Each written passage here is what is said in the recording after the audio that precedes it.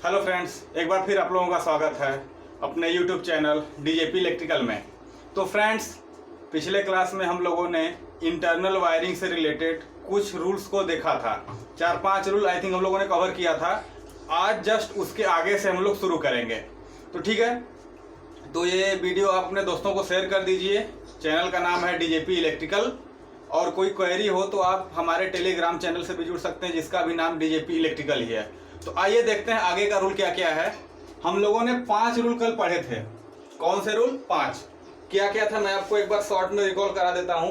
पहला, हमने energy meter के रिगार्डिंग कुछ देखा था कि कितनी हाइट पे होनी चाहिए और कहाँ लगा होना चाहिए, वो हो गया। फिर डिस्ट्रीब्यूशन बोर्ड कितनी हाइट पे होना चाहिए, कहाँ लगा होना चाहिए, जस्ट एनर्जी मीटर के मेन स्विच बोर्ड के बाद। मेन स्विच कितनी ऊंचाई पर और कहाँ लगा होना चाहिए, डिस्ट्रीब्यूशन बोर्ड और एनर्जी मीटर के बीच में, और हाइट कितनी होनी चाहिए, वो सब हम लोगों ने देख लिया है। अब इसके आगे चलते हैं, आप लोग को दिखाते हैं छठा रूल। देखिए छठा रूल क्या कहता है। I think light and fan से भी रिगार्डिंग हो गया था कि लाइट और फैन के लिए अलग सर्किट और पावर वायरिंग के लिए अलग सर्किट चलेगा। ये भी हम लोगों की बात हो गई थी। तो चलिए आगे, जो भी आप लोगों ने पॉइंट डाला होगा जस्ट उसके आगे से चलिए। मेरे पास पॉइंट है नहीं तो मैं सीधा मार्क करके लिखाता चलता हूं। आप लोग अपना जो पॉइंट डाले हैं जस्ट उसके आगे से शुरू करिए। तो देखिए, ये बात हो गई थी कि हमारी लाइट फैन के लिए अलग सर्किट जाएगा डिस्ट्रीब्यूशन बोर्ड से। ये डिस्ट्रीब्यूशन बोर्ड अगर हमारा है तो अगर एक लाइन जा रही है लाइट एंड फैन के लिए, तो ऐसा नहीं करेंगे कि इसी में से जोड़कर हम पावर वायरिंग भी चला लें, बिल्कुल नहीं। अगर हमें पावर वायरिंग को करना है अलग से तो हम यहाँ से एक और सर्किट ले जाएंगे, उससे हम पावर वायरिंग करेंगे। यहाँ तक हमारी बात हुई थी आपसे। अब इसके आगे देखिए और क्या रूल कहता है। आगे रूल ये कहता है कि जब आप लाइट एंड फैन की वायरिंग कर रहे हो तो ऐसा नहीं है कि आप बोर्ड लगाए और जितना आपको लोड देना है दे दो। नहीं, बिल्कुल नहीं। आप अगर वायरिंग करने जा रहे हो तो एक जो स्विच बोर्ड है, अगर एक स्विच बोर्ड है तो इससे या तो आप 10 पॉइंट कनेक्ट कर सकते हो। कितना? 10 पॉइंट। या फिर अगर 10 पॉइंट नहीं हो रहा है, कम पे ही अगर 800 वाट हो जा रहा है तो आप एक स्विच बोर्ड से इतना ही लोड चलाओगे। इससे ज़्यादा लोड आप लोगों को नहीं चलाना। अगर आप इससे ज़्यादा लोड चलाओगे तो ऐसा नहीं है कि लोड मना करेगा, नहीं मैं तो 10 पॉइंट से ज़्यादा हो गया, 800 वाट से ज़्यादा हो गया, नहीं चलूँगा, ऐसा नहीं है। ये रूल का वायलेशन हो जाएगा, आप रूल को तोड़ रहे हो। तो हमें ये याद रखना है कि स्विच बोर्ड अगर हम लगा रहे हैं तो उससे मैक्सिमम 10 पॉइंट या 800 वाट। आप कहोगे 10 पॉइंट 800 वाट का मतलब ये है कि 10 पॉइंट पे 800 वाट होना चाहिए, नहीं। अगर आप अलग अलग पॉइंट दे रहे हो तो एक स्विच बोर्ड से 10 पॉइंट दे दो बेझिझक, लेकिन काउंट कर लेना इन 10 पॉइंट को मिला के कहीं 800 वाट से ज़्यादा तो नहीं हो रहा है। अगर 800 वाट से ज़्यादा हो रहा है तो फिर हम इसको नहीं करेंगे। क्या करेंगे? पॉइंट को कुछ कम करेंगे। हो सकता है 8 पॉइंट में 800 वाट आ जाए, 7 पॉइंट में 800 वाट आ जाए, यानी कि मैक्सिमम लोड हम 800 वाट दे सकते हैं। अब ऐसा नहीं है कि 10-10 वाट के हम लोड लगा रहे हैं तो खींचे जा रहे हैं बहुत सारा पॉइंट, ऐसा भी नहीं है। हम मैक्सिमम क्या करेंगे? 10 पॉइंट ही ले जाएंगे। अगर मान के चलो आपको 5-5 वाट के बल्ब लगाने हैं तो आप 800 वाट में तो बहुत सारे बल्ब लगा दोगे, तो कहोगे कि मेरा तो रूल सही कह रहा है कि मैं 800 वाट तक ही यूज़ कर रहा हूँ। लेकिन रूल ये भी कह रहा है कि आप अगर कम वाट का लोड यूज़ कर रहे हो तो मैक्सिमम कितना पॉइंट होना चाहिए? 10 पॉइंट। इस चीज़ को आप नोट डाउन करके रख लो, ये आपको हमेशा काम आने वाला है। चाहे आप कहीं भी एग्जाम देने जाओगे कंपटीशन लेवल पे, उसमें भी अक्सर अभी पिछले साल यूपीपीसीएल में अब की बार आ गया था कि लाइट एंड फैन सर्किट में मैक्सिमम कितने पॉइंट होते हैं। तो 8, 10, 12, 5 ऐसे करके दे देगा, जिसमें आप 10 को मार्क करोगे। तो ये काफ़ी इंपॉर्टेंट पॉइंट होता है लाइट एंड फैन के रिगार्डिंग। ठीक है, चलिए लाइट एंड फैन में तो हो गया।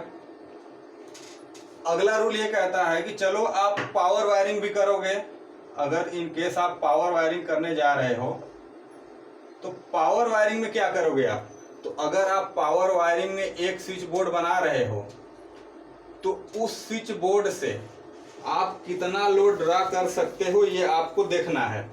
तो अगर हम पॉइंट की बात करें तो मैक्सिमम 2 पॉइंट, और अगर लोड की बात करें तो मैक्सिमम 3 किलोवाट या 3000 वाट, ये इतना होना चाहिए। अब इसमें भी वही कंडीशन अप्लाई है। पता चला आप 2-2000 वाट के 2 लोड यूज कर रहे हो तो ये तो 4000 वाट हो गया। आप कह रहे हो कि मैंने 2 ही पॉइंट यूज किया है, तो दूसरा रूल ये भी कहता है कि आप 300 वाट से भी ज्यादा नहीं जाओगे।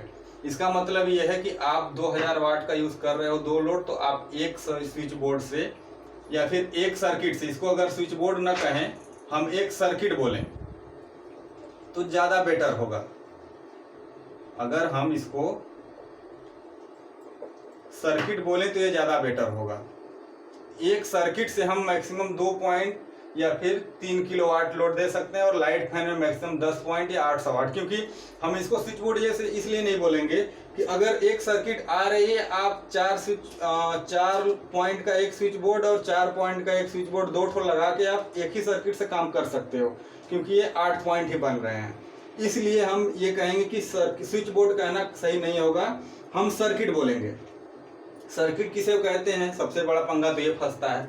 तो सर्किट देखिए वो होता है कि जब आप डीबी यूज कर रहे हो तो डिस्ट्रीब्यूशन बोर्ड से जितनी भी लाइनें निकलेंगी फेज का, ये फेज 1 हो गया, ये फेज 2 हो गया, ये फेज 3 हो गया। ये 3 फेज का सिस्टम नहीं है कि 3 फेज 4 फेज चल रहा है, वो नहीं। आप सिंगल फेज की सप्लाई ले रखे हो, ये फेज 1 है, ये फेज 2 है, ये फेज 3 है, ये फेज 4 है, और न्यूट्रल अलग से जाएगा हमारा इसमें। तो यहाँ पे क्या है कि जो एक लाइन निकल रही है हम इसको बोलेंगे एक परिपथ है। क्या है? एक परिपथ है ये लाइन। दूसरी निकल रही है तो दूसरा सर्किट है, तीसरी निकल रही है तीसरा सर्किट है, चौथी निकल रही है तो ये चौथी सर्किट है। तो अब इस एक सर्किट से आप अगर लाइट फैन को देखो तो मैक्सिमम 10 पॉइंट या 800 वाट। ठीक। दूसरा अगर पावर वायरिंग का केस बनता है तो हम अलग से रूल तो पावर वायरिंग में पढ़ने नहीं जाएंगे। तो पावर वायरिंग का रूल ये कहता है कि अगर आप पावर वायरिंग में एक सर्किट ले जा रहे हो तो मैक्सिमम 2 पॉइंट दोगे या 3 किलोवाट का लोड दोगे। ये चीजें आपको क्लियर हो जाएंगे काफी अच्छे से जब हम लोग अभी लोड कैलकुलेशन शुरू करेंगे वायरिंग में चल के। तो आप बड़े आराम से देखोगे कि मैक्सिमम 10 पॉइंट और 800 वाट लोड का क्या मतलब है, 2 पॉइंट और 3 किलोवाट का क्या मतलब है। तो ये हो गया पावर वायरिंग और इंटरनल वायरिंग में पॉइंट से रिलेटेड बातें। चलिए, आप इतना तक नोट कर लिए होंगे। अब इसके आगे चलते हैं, एक और रूल देखते हैं हम लोग। ये रूल ये कहता है कि परिपथ व्यवस्था ऐसी हो कि भविष्य में विस्तार की संभावना हो, यानी कि विस्तार की संभावना। अब होता क्या है कि आपने अपने घर में एक स्विच बोर्ड लगा दिया और यहाँ पे एक सर्किट आ गया, लग गया। अब इस स्विच बोर्ड से आपने 10 पूरे पॉइंट ले लिए आपने। अब अगर 10 पूरे पॉइंट ले लिए आप, और आपके रूम का वायरिंग है, आपने इंटरनल वायरिंग करा रखा है, सारे तार आपके कंड्यूट हैं, सारी सिस्टम कंड्यूट सिस्टम में है। अब होगा क्या कि अचानक से आपको कुछ और चलाना पड़ जाए। मान लेते हैं बाद में आपने कोई टीवी लाके लगा दिया, कोई फैन लाके लगा दिया, या आपको लाइट की जरूरत पड़ गई रूम में ज्यादा, तो आप अब करोगे क्या, सोचोगे यार 10 पॉइंट तो हो गया, अब कहाँ से लाएं। तो अब एक आप नई सर्किट वहां पे कंड्यूट लाओगे, फिर से अंदर तार डालोगे, मिस्त्री को बुलाओगे आप या इलेक्ट्रीशियन को बुलाओगे, वो फिर से एक नया सर्किट डालेगा, एक नया स्विच बोर्ड बनाएगा, फिर जाके आपका 1 पॉइंट या 2 पॉइंट जो भी होगा वो पॉइंट आपका लगाएगा यहाँ पे। तो इस चीज से बचने के लिए हम लोग क्या करते हैं कि कुछ स्पेस छोड़ देते हैं। मान लेते हैं कि 10 पॉइंट यूज होना है तो हम यहाँ पे 8 पॉइंट ही यूज करेंगे, 2 पॉइंट को बैकेंड रखेंगे फ्यूचर में यूज करने के लिए, इन केस कहीं अगर जरूरत पड़ गई तो इस बात का भी हमें कोई भी सिस्टम, ये यहाँ पे वायरिंग में नहीं है, आप कोई भी सिस्टम नया इंस्टॉल करने चाहे जाओगे, चाहे वो इलेक्ट्रिकल से रिलेटेड हो, चाहे मैकेनिकल से रिलेटेड हो, चाहे किसी भी फील्ड से रिलेटेड हो, अगर कोई भी सिस्टम नया इंस्टॉल करने जा रहे हो तो उसमें एक पॉइंट तो कॉमन होती है कि उसमें भविष्य में विस्तार की संभावना हो। ऐसा नहीं है कि टोटली 100% यूज कर जाए और भविष्य में करना पड़े तो हम अलग से नया कुछ लगाएं वहां पे। तो इस बात को आप प्योर एकदम दिमाग में सेट कर लीजिए लॉन्ग टर्म मेमोरी में कि ये हमें हमेशा काम आने वाली हैं। ये पॉइंट तो हर जगह मिलेगा भविष्य में विस्तार की संभावना। ठीक है, चलिए एक और रूल देखते हैं क्या है। एक रूल ये कहता है कि वायर की क्षैतिज रन। अब देखिए तार की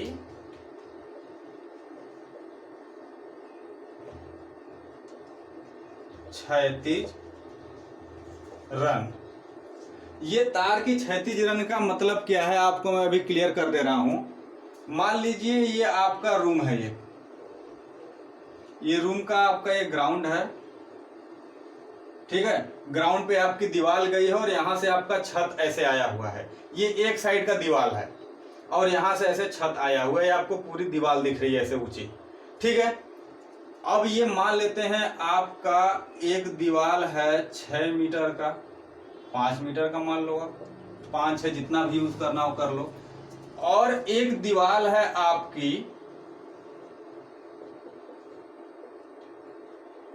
3 मीटर का, एक 5 मीटर का और दूसरा कितने का है, 3 मीटर का है।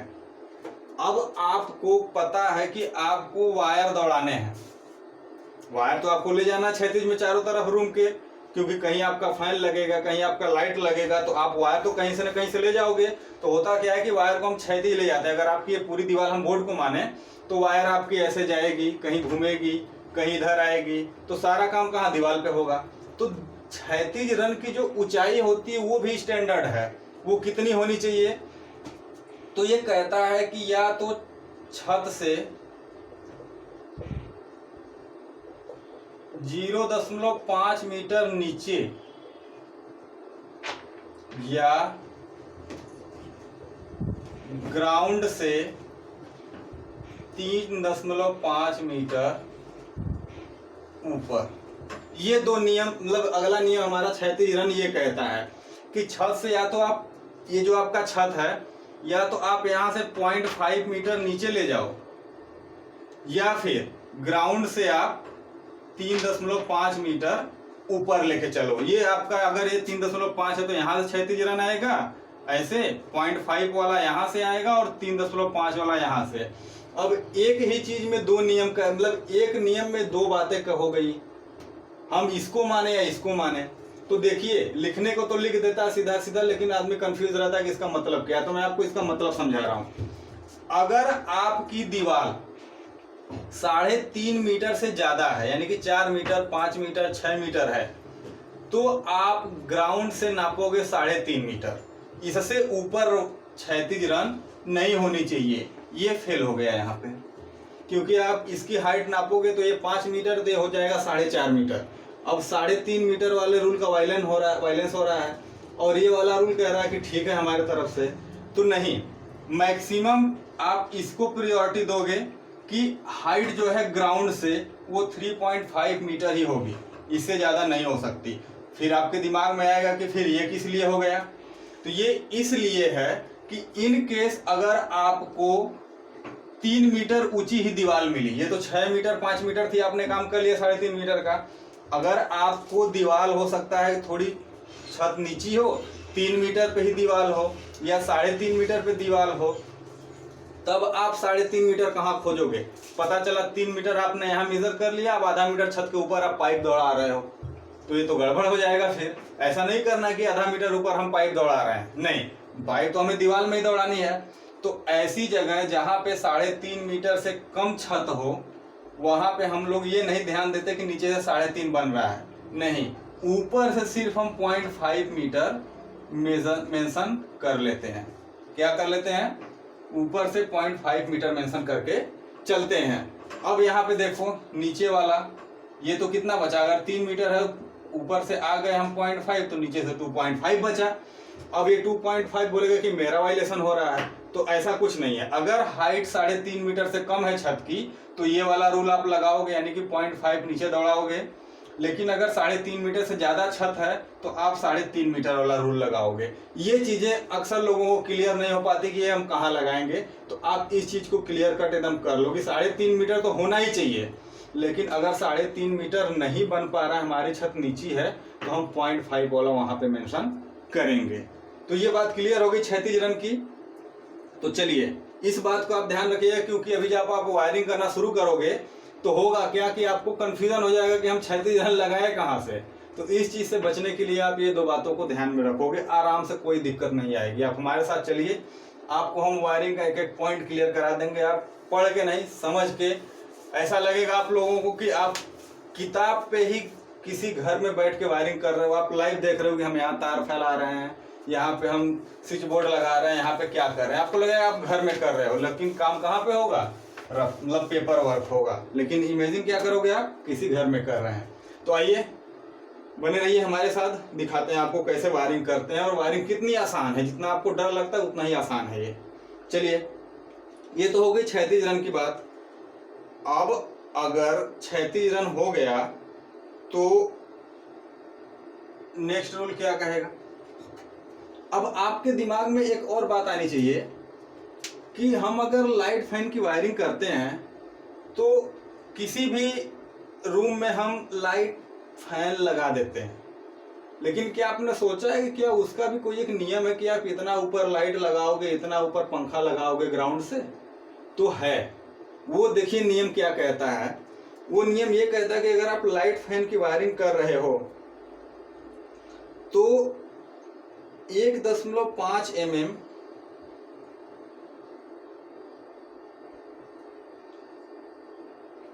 नहीं, 1.5 mm नहीं, 1.5 mm से तो कुछ नहीं होने वाला। ये होगा आपका कि अगर ये आप मान के चलो, क्या है, आपकी एक दीवार है, फिर से वही, नीचे ग्राउंड है और ऊपर क्या है, दीवार है। देखिए कैसे, ये आपने इसको ग्राउंड मान लिया, ये आपकी ऐसे दीवार चली गई, ऐसे आपका छत आएगा। तो आप अगर लाइट और फैन लगाओगे तो कहाँ पे लगाओगे, कितनी ऊंचाई पे, तो वो ऊंचाई होगी फर्श से लगभग 2.5 मीटर। कितनी होगी ये, 2.5 मीटर होगी। अब ये नहीं है कि एक बार हमने कह दिया कि लाइट और फैन को ग्राउंड से 2.5 मीटर पर ही लगाना है। अगर ये कह दिया तो ये फिक्स नहीं है, ये वेरी कर भी सकता है, नहीं कर भी सकता है। क्यों, क्योंकि ये स्टैंडर्ड है। इसमें आप मान के चलो कि ये उसने कह दिया कि आप 2.5 मीटर पे लगा रहे हो, लेकिन आपको जरूरत है तो आप 2 मीटर पे भी लगाओ, आपको जरूर दिक्कत हो रही है तो आप 3 मीटर पे भी लगाओ। लेकिन रूल ये कहता है कि 2.5 मीटर होनी चाहिए, क्योंकि इस पे भी क्वेश्चन बन जाता है कि लाइट एंड फैन वायरिंग में लाइट और फैन को हम ग्राउंड से कितनी ऊंचाई पे रखते हैं। तो उस पर आप ये नहीं दिखेगा कि आपको जरूरत कितनी हो, आपसे स्टैंडर्ड चीज पूछेगा। तो स्टैंडर्ड कितना है, 2.5 मीटर। तो आप इस चीज को लिख लीजिए, लाइट एंड फैन की ऊंचाई कितनी होनी चाहिए, 2.5 मीटर होनी चाहिए। ये हो गया। चलिए देखिए नेक्स्ट में क्या बात हो रही है। अभी आप लोगों को मैं इसलिए इत्मीनान से लिए चल रहा हूं क्योंकि ये ऐसा चैप्टर है जिससे कि आपकी पूरी ड्राइंग की बुक ही क्लियर होने वाली है। तो आप इसमें हड़बड़ाइए मत। आप लोगों का एग्जाम मुझे पता है कि कब शेड्यूल्ड है और हम लोगों के पास अभी भी 1.5 महीने का टाइम है। मैं गारंटी देता हूं 1 महीने तक आप मेरे साथ बने रहिए, आपकी सारी ड्राइंग कंप्लीट हो जाएगी। आपको 1.5 महीने नहीं बनने की जरूरत है। कितना दिन चाहिए आपको, सिर्फ 1 महीने चाहिए।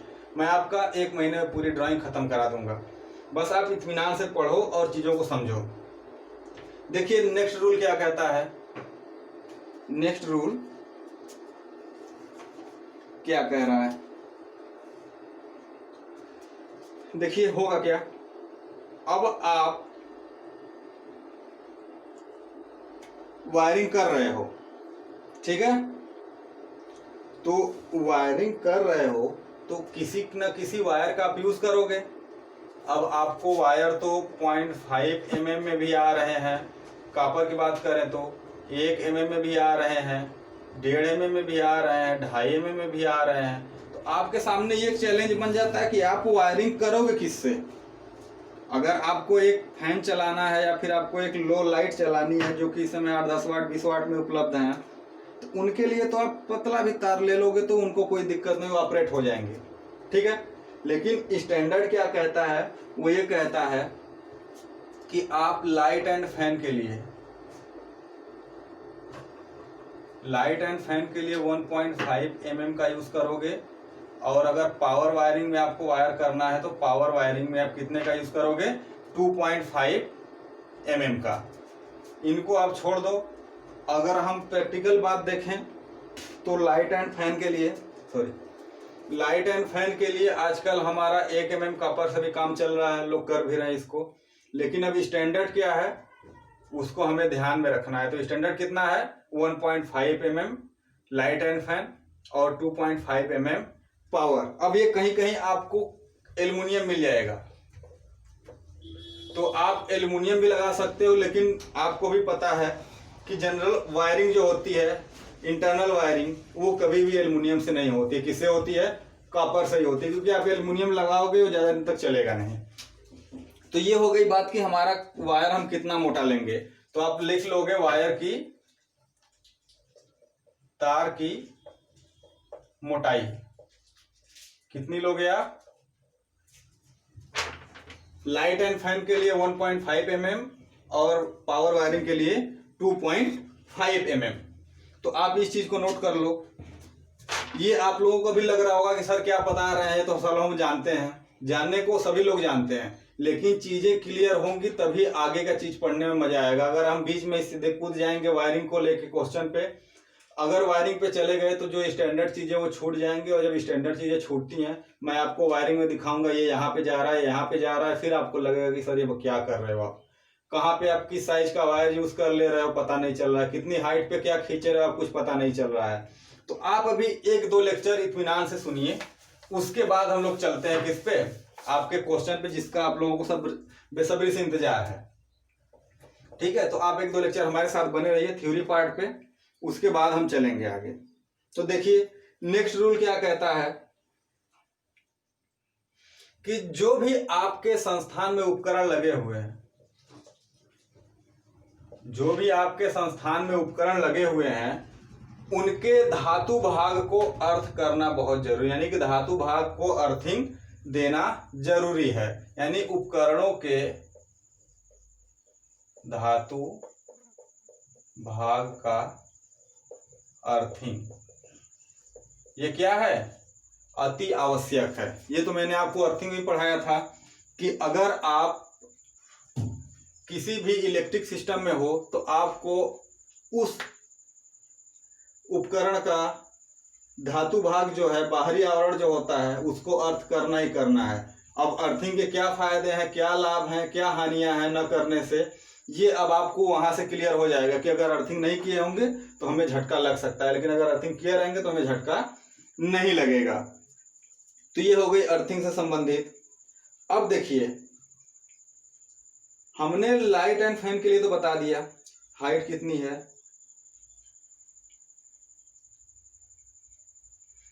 अब एक चीज और कह रहा है, क्या कि अगर आप फैन लगा रहे हो तो कभी कभी फैन पे आपको हाइट 2.5 मीटर भी मिल जाती है, तो ये 2.5 मान के चलते हैं, कोई दिक्कत नहीं है।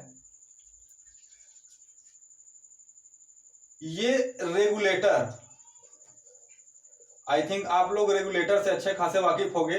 रेगुलेटर का मतलब है कंट्रोल करने वाला, यानी कि जब आप यहां से स्विच से सप्लाई फेस को दोगे, यहां पे मान लेते हैं आपका फैन चल रहा है, ठीक है, यहां से आपने न्यूट्रल दे दिया, ये डायरेक्ट जैसे ही आप स्विच ऑन करोगे फैन आपका चलने लगेगा, जितनी वोल्ट की आपकी सप्लाई आ रही है फैन चलेगा।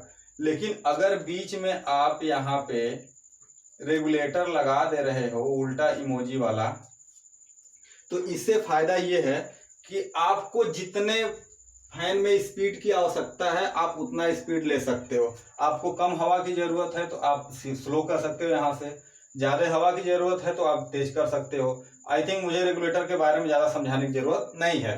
तो ये रूल ये कहता है कि रेगुलेटर लगा होना चाहिए, फैन में रेगुलेटर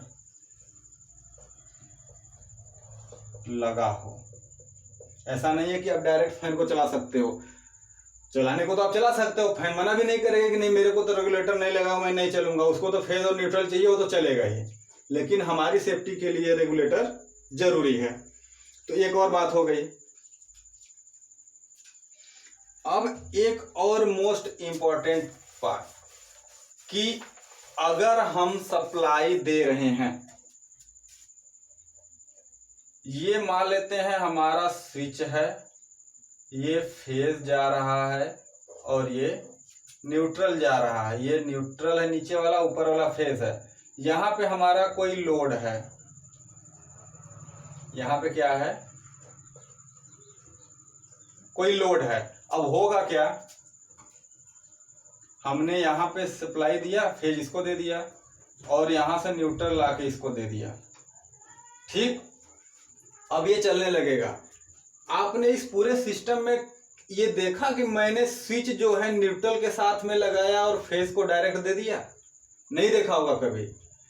तो ये रूल यही कहता है कि जब भी आप वायरिंग कर रहे हो, जब भी आप कोई भी पॉइंट लगाओगे या लोड लगाओगे, तो उस लोड का कनेक्शन हमेशा एक स्विच से होना चाहिए। आप डायरेक्ट कनेक्शन दे दोगे, कोई दिक्कत नहीं है, वो उपकरण चलेगा। सप्लाई जैसे ही आपके घर में आएगी, वो आपका उपकरण ऑन हो जाएगा और जैसे ही जाएगी उपकरण ऑफ हो जाएगा। वो बिल्कुल मना नहीं करेगा कि मेरे साथ स्विच नहीं लगा है, मैं नहीं चलूंगा, ऐसा नौबत नहीं आएगा। लेकिन रूल ये कहता है कि सारे जो लोड हैं हमारे, वो किससे कनेक्ट होने चाहिए, एक स्विच के थ्रू कनेक्ट होने चाहिए। और वो स्विच किससे कनेक्ट होना चाहिए, फेज से, ताकि अगर जब आप इसको ऑन ऑफ करो तो आपका फेज यहाँ से ब्रेक हो जाए, न्यूट्रल का कनेक्शन लोड से हो, कोई दिक्कत नहीं है। आप न्यूट्रल को छुओगे, न्यूट्रल कहीं ना कहीं आपके सिस्टम पे क्या होता है, ग्राउंडेड होता है, यानी ये 0 वोल्ट पे होता है। अब आप इसको अगर छुओगे तो झटका लगने का कोई चांस नहीं है। लेकिन आपने गलती से कर दिया न्यूट्रल के साथ स्विच कनेक्ट। आपने स्विच को क्या किया, मान लेते हैं आपने इसको क्या कर दिया, डायरेक्ट कर दिया और यहाँ पे लगा दिया आपने बहुत अच्छा सा महंगा वाला लाके स्विच, ठीक है। अब देखिए होगा क्या, आपने इसको ऑफ कर दिया स्विच को, बड़े आराम से आपका उपकरण ऑफ हो गया। क्यों? क्योंकि अब तो उसको न्यूट्रल और फेज में से किसी न किसी एक को ब्रेक कर देंगे तो ऑफ हो जाएगा। तो यहाँ से हमने न्यूट्रल को ही क्या कर दिया, ब्रेक कर दिया। न्यूट्रल ब्रेक होने की वजह से इसका परिपथ जो है कंप्लीट नहीं हो पाया लोड का। अब जब परिपथ नहीं कंप्लीट हुआ तो लोड बंद हो गया, आप फ्री हो। गलती से भी आपने इस लोड को कहीं ऐसी जगह छू दिया जहां पे कि वायर फेज के साथ जुड़ा हुआ हो और वो कहीं पे मतलब इंसुलेटेड ना हो। ऐसा जगह भी तो होता है बीच में कि वहां इंसुलेशन नहीं है, आपने उस वायर को छू दिया। अब उस वायर को छूने के बाद आपको महसूस होगा, क्योंकि आप हो ग्राउंड पे, कुछ ऐसा सिनेरियो होगा कि ये मान लेते हैं आप हो, आप ग्राउंड से क्या हो, कनेक्टेड हो। अब ऐसी बात है आप कनेक्टेड हो, आपने किसी ऐसे भाग को छू दिया जहां पे इंसुलेशन नहीं है, तो होगा क्या, फेज का सिस्टम ये लोड आपके साथ टच करेगा और आप ग्राउंड से 0 वोल्ट पे कनेक्ट हो। आपके अंदर पूरा का पूरा फेज वोल्टेज जितना भी होगा, आपका मान लेते 220 वोल्ट है फेज वोल्टेज, वो आपके क्रॉस जनरेट होगा और आपका रेजिस्टेंस है मान लेते हैं 500 ओम। तो यहां से आपको हैवी करंट एक फ्लो होगी जिसका मान होता है V बराबर IR से आप निकाल लोगे। V बराबर IR से आप मान निकालोगे तो I बराबर V/R हो जाएगा। ये आपकी करंट फ्लो होगी आपके बॉडी से और आपको इतना तगड़ा झटका लगेगा कि या तो आप शॉक में चले जाओगे या तो फिर आपकी डेथ भी हो सकती है। तो इस चीज को अवॉइड करने के लिए रूल ये कहता है कि हमेशा लोड जो है वो स्विच के साथ जुड़ा हो और वो स्विच हमेशा फेज वायर के साथ जुड़ी हो, न कि न्यूट्रल के साथ। कभी कभी ऐसी गलती हो जाती है कि हमारे घर में सप्लाई आया है, हम भूल गए कौन सा फेज है कौन सा न्यूट्रल है, दोनों एक ही कलर से ला दिए हैं, तो हमको किसी एक में दे देना है स्विच, हमने दे दिया। लेकिन आप टेस्टर से चेक कर लो किसमें फेज है किसमें न्यूट्रल है, तब आप सप्लाई दो। तो इस चीज का आप काफी ध्यान रखोगे एज ए इलेक्ट्रीशियन, ठीक है। तो चलिए ये हो गया। अब देखिए नेक्स्ट रूल क्या कहता है। नेक्स्ट रूल कहता है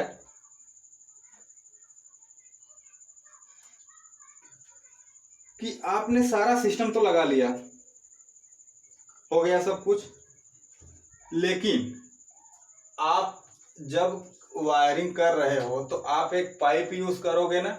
आप मान लेते हैं आपका दीवार है, ये दीवार पे आप 2.5-3.5 मीटर के ऊपर क्षैतिज वायरिंग कर रहे हो और कंड्यूट है, तो यहाँ पे एक आप पाइप यूज करोगे, पाइप जो कि अंदर अंदर जाएगी, उसके अंदर से आप तार डालोगे। तो अब ये जो पाइप है आप ऐसा तो है नहीं कि आपको 2 तार ले जाना है, 1 तार ले जाना है, तो आप कोई भी पाइप डाल दो पतला सा जिसमें 1 तार सिर्फ जाए, बाकी कुछ जाए ही ना। कहीं कहीं आप ऐसा डाल दो जहां से कि हम 2 तार तो डाल दिए, फ्यूचर में तीसरा तार डालना हो तो उसमें जगह ही नहीं है। तो इस चीज से इस चीज से बचने के लिए हम क्या करते हैं कि स्टैंडर्ड कर दिया गया कि जो ये पाइप आप यूज करोगे उस पाइप की जो माप है, यानी कि ये जो डाया है उसका, ये कम से कम 16 mm होना चाहिए। आप 16 mm से कम का पाइप नहीं यूज करोगे। तो ये तो थे कुछ इंपॉर्टेंट पॉइंट जिन्हें आपको क्या रखना था, याद रखना था। आई थिंक ये 15 पॉइंट के आसपास हुए होंगे। आप लोग नोट करें तो आपको पता है, आप इसको नोट कर लो और इसको आप याद कर लो, क्योंकि अक्सर वायरिंग से अगर कोई क्वेश्चन बनता है तो यहीं से बनता है, कंपटीशन लेवल पे भी, और आप फंसते भी हो वायरिंग करते टाइम, स्टैंडर्ड चीजें भूलते हो तो यहीं पे फंसते हो कि ये हाइट कितनी होनी चाहिए, वो हाइट कितनी होनी चाहिए, इसका माप कितना होना चाहिए। तो आप जब वायरिंग करने जाओ तो इस चीज पे आप बिल्कुल बेफिक्र रहो कि हमें कहाँ क्या लगाना है, आप फटाक से लगा दो कि यहाँ तो ये लगाना होता है, इतने साइज का लगाना होता है। ठीक है, तो चलिए आप वायरिंग तो कर लिए। अब आप हमें ये बताइए कि मैं आपको एक घर की वायरिंग करने के लिए बोल दूं, उस घर का साइज कुछ भी हो, मान लेते हैं एक घर का साइज है 4 बाई 4 मीटर, एक घर का साइज है रूम का 4 बाई 3 मीटर, एक घर का साइज है 2 बाई 2 मीटर, ये सारा डायमेंशन मीटर में है। मैं यहां बोल दूं आपको लाइट लगानी है, तो आप इस वाले में कितनी लाइट लगाओगे? कहोगे 2 लगा देते हैं, काम चल जाएगा। इस वाले में कितनी लाइट लगाओगे? बोलोगे 2 लगा देते हैं, काम चल जाएगा। इसमें क्या लगाओगे? ये छोटा, इसमें 1 ही लगाएंगे, बस काम चल जाएगा। तो ये जबानी कहने की बात नहीं है। कभी कभी आपसे पूछ देता है कि एक हॉल है, ड्राइंग हॉल, उसमें कितना ल्यूमन पर मीटर स्क्वायर प्रकाश चाहिए, यानी कि प्रकाश की जो तीव्रता इंटेंसिटी है वो कितनी होनी चाहिए। वो आपको 3-4 ऑप्शन दे देगा, बोलेगा कितनी होनी चाहिए। तो आप कंफ्यूज, आपको पता ही नहीं ल्यूमन क्या होता है, ल्यूमन पावर क्या होती है। तो ये चीज हम अभी डिस्कस करेंगे। मैं आपको शॉर्ट में बता दे रहा हूं कि ल्यूमन होता क्या है। देखिए, जैसे कोई मैग्नेट है तो इसमें से एक फ्लक्स निकलता है कि नहीं निकलता है, जिसको आप लोग मानते हो कि इमेजिनरी है, लेकिन एक नॉर्थ और साउथ होता है इसमें, ये निकल के साउथ में जाता है, कुछ इस तरीके से ये जाता है। तो ये जो फ्लक्स एक लाइन है वो क्या है? मैग्नेट के चारों तरफ एक लाइन तो घूम रही है ना, जिसको हम फ्लक्स मान रहे हैं। कोई बात नहीं, एक चीज और देखते हैं इलेक्ट्रोस्टैटिक्स में। इलेक्ट्रोस्टैटिक्स में आपको पता है कि इलेक्ट्रिक फील्ड होती है जो पॉजिटिव से क्या होती है? आउटवर्ड होती है, पॉजिटिव से आउटवर्ड, लेकिन निगेटिव पे इनवर्ड होती है। और ये जो इनवर्ड होती है रेडियल होती है। रेडियल एक्सिस का मतलब होता है कि इनके बीच में जो एंगल होता है वो हमेशा कितना मिलेगा? ये 90 डिग्री मिलेगा, यानी कि डायरेक्टली वो 90 पे आके मिलती हैं। तो ये भी एक लाइन है जिससे हम इससे क्या प्रदर्शित करते हैं कि कोई भी इलेक्ट्रोस्टैटिक्स है उसके आगे पीछे कितनी इलेक्ट्रिक फील्ड है, कोई भी मैग्नेट है उसके आगे पीछे कितनी मैग्नेटिक फील्ड है। वैसे ही अगर मैं आपसे बोल दूं कि ये कुछ अजीब बल्ब बन रहा है, थोड़ा हम बल्ब बनाने की कोशिश कर रहे हैं। ये कोई आपका बल्ब है, आपने इसको जला दिया, ठीक है, ये आपका एक बल्ब है, आप इसको जलाओगे तो ये चमकना शुरू कर देगा, चमकेगा और चारों तरफ ये प्रकाश को फैलाने लगेगा। अब मान लेते हैं कि आपकी ये प्रकाश जो है ऐसे कुछ आ रही है और ये आपका धरती है, जमीन है या फर्श है। अब इस फर्श पे जो ये प्रकाश आ रही है इसको बोलते हैं कि कितना ल्यूमन, यानी जो प्रकाश यहां से निकलती है उसको किसमें मेजर करते हैं? ल्यूमन में। किसमें? ल्यूमन में। ये आपको UEET में पढ़ने को मिलेगा, यूटिलाइजेशन ऑफ इलेक्ट्रिकल एनर्जी में, कि प्रकाश जब चलती है तो वो भी एक रेस के फॉर्म में चलती है। अब ये प्रकाश जो है कितना एरिया कवर कर रही है, यानी कि 1 मीटर स्क्वायर एरिया में जो भी फ्लक्स आएगा, फ्लक्स बोले तो एक लक्स होता है ल्यूमन का मात्रक, यानी कि कितनी प्रकाश पर मीटर एरिया में आ रही है उसको हम बोलते हैं तीव्रता। प्रकाश की तीव्रता, यानी कि पर यूनिट एरिया में अगर हम ये 1 मीटर ले लें तो एरिया हो गया हमारा 1 मीटर स्क्वायर। इस 1 मीटर स्क्वायर एरिया में कितनी प्रकाश आके गिर रही है वो होती है प्रकाश की तीव्रता, जिसको हम लोग क्या बोलते हैं, लक्स बोलते हैं। और जो ये प्रकाश चमक रहा है बल्ब, कोई भी बल्ब चमकता है तो कितना प्रकाश दे रहा है आप उसको कैसे मेजर करोगे, तो प्रकाश को मेजर करने के लिए एक शब्द आता है ल्यूमन। इसको हम लोग शॉर्ट में LUM लिखते हैं। ये टर्म आता है एक ल्यूमन की, कितना ल्यूमन प्रकाश ये बल्ब देगा। अभी आप जब भी जा रहे होगे किसी भी स्टोर पे इलेक्ट्रिक सामान खरीदने के लिए, तो वहां पे आपने देखा होगा कि एक बल्ब है, उसकी रेटिंग ऐसे कुछ होगी 220 वोल्ट, मान लेते हैं 9 वाट की LED है, तो 220 वोल्ट 9 वाट LED है। लेकिन आज से आपका नजरिया बदल जाएगा। देखिए कैसे, आप ये रेटिंग तो देखोगे ही देखोगे, उसके बावजूद आप एक चीज और देखोगे, कितना ल्यूमन पर वाट है। इस पे लिखा होता है कि 15 ल्यूमन पर वाट, या बहुत अच्छा है तो 20 ल्यूमन पर वाट, और अच्छा है तो और ज्यादा होगा। यानी कि एक और रेटिंग भी इस पे होती है जिसको हम ल्यूमन पर वाट में बोलते हैं। यानी कि अगर आपका मान लेते हैं उस पे दिया है कि 20 ल्यूमन पर वाट है ये रेटिंग इस बल्ब की, तो इसमें होगा क्या कि 20 गुणे 9 कर देंगे तो 180 ल्यूमन ये पूरा बल्ब देगा। यानी कि 1 वाट में 20 ल्यूमन दे रहा है तो 9 वाट में कितना देगा, 180 देगा। अब ऐसी बात है, तो ये इतना ल्यूमन प्रकाश देगा। यानी कि आज तक हम लोगों ने करंट को मेजर किया, वोल्टेज को मेजर किया, सब कुछ मेजर किया, पावर को मेजर किया, एनर्जी को मेजर किया, लेकिन प्रकाश को आपने मेजर किया था, कभी नहीं किया था। लेकिन अब आज से आप करोगे किसमें, ल्यूमन में कि कितना बल्ब प्रकाश दे रहा है हमको, वो किसमें आएगा, ल्यूमन में आएगा। और उस बल्ब की रेटिंग क्या है, वोल्टेज और पावर तो अलग बात है, वो बल्ब कितना प्रकाश दे रहा है आप ये भी अब देखोगे। अब आपका काम ये है कि आप गूगल करो, चाहे किसी दुकान पे जाके देखो, किसी भी LED को उठा लो और LED पे जाके देखो, उस पे ये ल्यूमन मार्क जरूर होगा कि इतने ल्यूमन पर वाट का ये बल्ब है और टोटल कितना ल्यूमन देगा, यानी कि कितना चमक होगा। आप ल्यूमन से सीधा सीधा फंडामेंटल समझ लो कि कितना चमक है प्रकाश में। तो ये UEE का पार्ट है, लेकिन ल्यूमन की बात आई तो मैंने आपको थोड़ा सा इसे समझा दिया कि ल्यूमन होता क्या है। तो चलिए, अब आपसे जब भी मैं ल्यूमन बोलूंगा, लक्स बोलूंगा, तो आ जाएगा तीव्रता, यानी कि पर मीटर स्क्वायर कितना ल्यूमन गिर रहा है, वो हो गई तीव्रता। लेकिन कुल कितना प्रकाश दे रहा है बल्ब, वो किसमें मेजर करेंगे हम लोग, ल्यूमन में। और यही प्रकाश अगर एकांक मीटर के क्षेत्रफल पे गिरने लगे तो प्रकाश की तीव्रता हो जाएगी। आपको जहां पे भी तीव्रता मिले, अगर मैग्नेटिक फील्ड की तीव्रता चाहिए तो जो मैग्नेटिक फील्ड है वो पर मीटर स्क्वायर कितना गिर रहा है, वो उसका तीव्रता हो गया। अगर प्रकाश चाहिए, प्रकाश जितना गिर रहा है पर मीटर स्क्वायर में, वो प्रकाश की तीव्रता हो गई। अगर कोई इलेक्ट्रोस्टैटिक्स में इलेक्ट्रिक फील्ड है, वो एकांक मीटर पे कितनी गिर रही है, वो उसकी तीव्रता हो गई। तो तीव्रता का मतलब है कि यूनिट एरिया पे कितना वो पड़ रहा है, वो उसकी तीव्रता हो गई।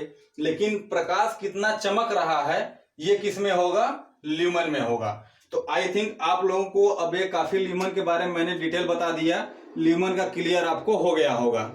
तो चलिए, कुछ ऐसा मैं आपको नोटेशन दे देता हूं, जैसे कि आपसे बोल दिया जाए कि हॉस्पिटल में कितना ल्यूमन होगा, यानी कि बल्ब जो आप लगाओगे कितनी चमक का लगाओगे, तो आपको तो पता ही नहीं कितना हॉस्पिटल में लगाते हैं।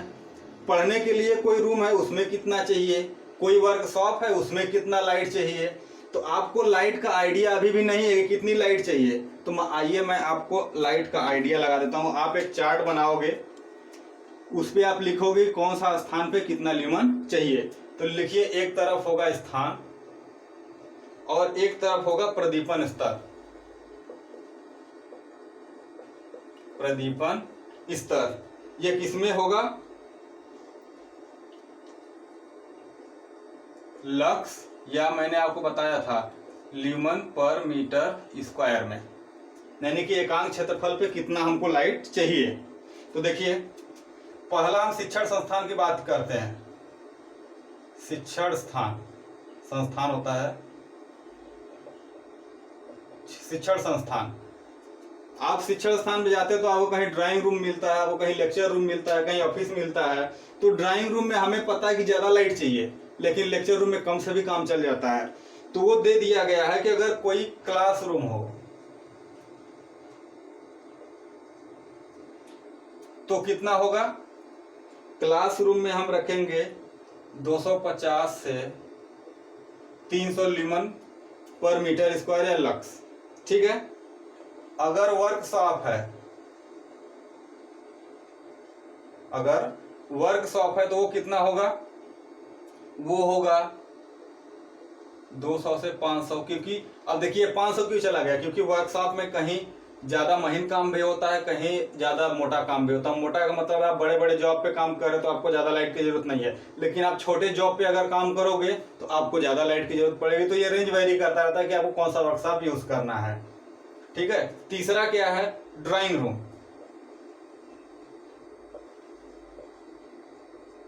ड्राइंग रूम में कितना यूज करेंगे? इसमें भी हमको हैवी प्रकाश चाहिए क्योंकि ड्राइंग बनाना होता है, तो इसका और ज्यादा बढ़ जाता है। 500 लक्स लेंगे या 1000 लक्स लेंगे, इसके बीच में हम लोग लेते हैं। तो ये हो गया शिक्षण संस्थान का। दूसरा देखिए, अगर अस्पताल में, अगर हम अस्पताल की बात करें तो अस्पताल में क्या होगा? अस्पताल में देखिए क्या क्या पार्ट होता है। एक ऑपरेशन रूम होता है, ऑपरेशन थिएटर जिसको बोलते हैं। एक हो गया हमारा ऑपरेशन टेबल भी होता है, ऑपरेशन टेबल। तीसरा क्या है? सामान्य, आपको जो बाहर की चीजें दिखती हैं। हॉस्पिटल में तो बहुत सारी जगह होते हैं। तो देखिए, ऑपरेशन रूम में थोड़ी अच्छी लाइट होनी चाहिए, क्योंकि किसी मरीज को हमें चीरना फाड़ना है तो हम लाइट अच्छी रखेंगे। लेकिन उससे ज्यादा प्रॉब्लम यह है कि हम टेबल पे रख के करते हैं ऑपरेशन, तो वहां और ज्यादा पावर होनी चाहिए लाइट की। तो लक्स कितना रखेंगे? 2000 के आसपास रखेंगे। लेकिन अगर सामान्य की बात करें तो बाहर बरामदा है, घूमना फिरना, अदर रूम है जहां मरीज रह रहे हैं, तो वहां पे बहुत अच्छे लाइट की जरूरत नहीं है। तो वहां पे 150 से 200 लक्स के आसपास रखते हैं। तो ये चीजें हो गई आपको। और देखिए क्या है, अगर आपको दुकान पे रखना है, मान लेते हैं दुकान है, तीसरा पे मान लेते हैं कोई दुकान है। अब दुकान में भी कई चीजें होती हैं। पहला तो मान के चलते हैं कि कोई सामान्य जगह है। कौन सी जगह है? सामान्य जगह है, यानी कि सामान्य दुकान है जहां पे सामान आपको बेचना है। दूसरा, कोई शोरूम होता है जहां पे काफी लाइटनिंग की क्या होती है? जरूरत होती है। तो उसको मान लेते हैं प्रदर्शन कक्ष, यानी कि जहां पे आपको शोरूम, प्रदर्शन कक्ष का मतलब शोरूम। अब उस शोरूम में क्या होगा? ज्यादा जरूरत पड़ेगी, सामान्य में कम होगी। तो देखिए, इसमें 300 से 500 लेते हैं, लेकिन आप शोरूम में कितना रखते हैं? 1000, ताकि ज्यादा चमक धमक हो। चौथा देखिए क्या है? होटल होता है।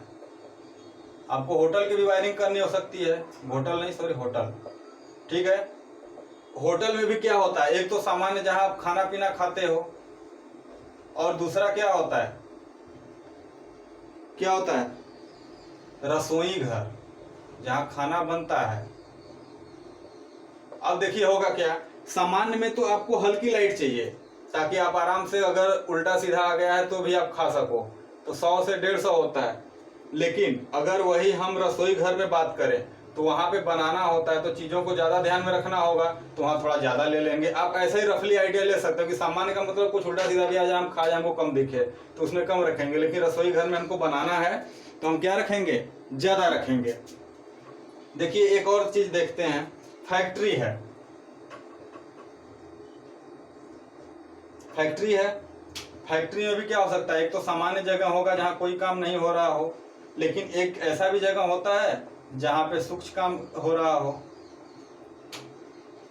सूक्ष्म कार्य हो रहा हो। तो सूक्ष्म कार्य के लिए हमको ज़्यादा चाहिए और सामान्य के लिए कम चाहिए।